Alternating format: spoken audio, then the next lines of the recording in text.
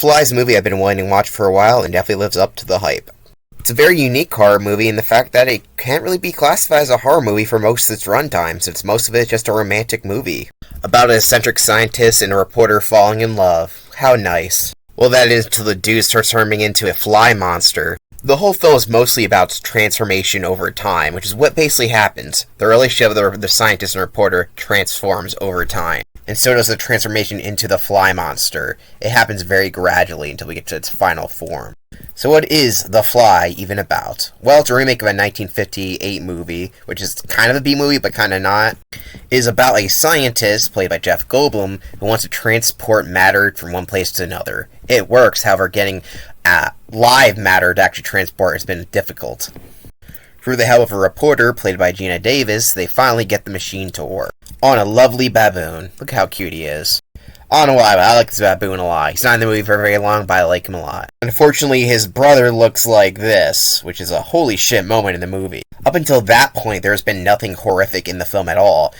So I can imagine that seeing this probably freaked out a lot of people, because it looks really terrifying. While the second baboon lives fine, the scientist decides that I'm gonna go in early because I'm drunk and insecure. But uh-oh, there's a fly inside, and you know what that means. He comes out perfectly normal.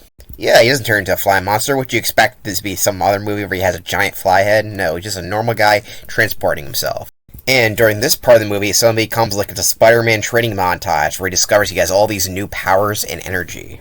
He starts getting mad that his girlfriend can't keep up with him anymore since he has a lot of energy and he wants to find a new partner because he's a jackass now.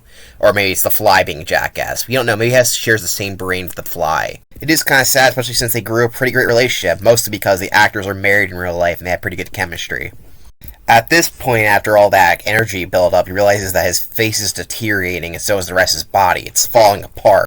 And the rest of the movie is just him deteriorating and basically dying, and it's kind of sad actually, especially since his girlfriend got pregnant and she wants an abortion. Which is something you don't hear a lot in 80s movies. You don't hear the term abortion a lot, because a lot of people don't like talking about it. I can talk about it. Women have the right to choose for their body. Fuck Donald Trump. But that was a giant political digress. So the last third is when it finally becomes a body horror film. After all the build-up, it actually pays off. It's actually pretty sad and depressing in a weird way, but in the best way possible. The effects and makeup in the movie are amazingly done. Highly recommend watching it just for that, if you're not too squeamish, that is, because you might throw up your food. Which is actually how he has to eat food nowadays. He has to throw up stuff on his food in order to eat it. Much like a fly. Pretty gross. And that's one disgusting baby. Well, that's just a nightmare sequence. So unfortunately for Fly Man, or Brendel Fly as he calls himself, he cannot find a way to revert himself, especially since his computer does not recognize him anymore, because he's so disgustingly ugly. No offense to fly people out there. Near the end of the movies, when it starts really becoming a horror movie where he fights off this guy who's a jackass. I hate this guy with the beard here. I don't even mind his hand getting burned off. He was a stalker in the beginning of the movie. So this guy is the editor of the newspaper that Gina Davis works at. I don't know their character's name. And he stalks her and he creepily goes to an apartment early on. But later on he acts like a cool guy.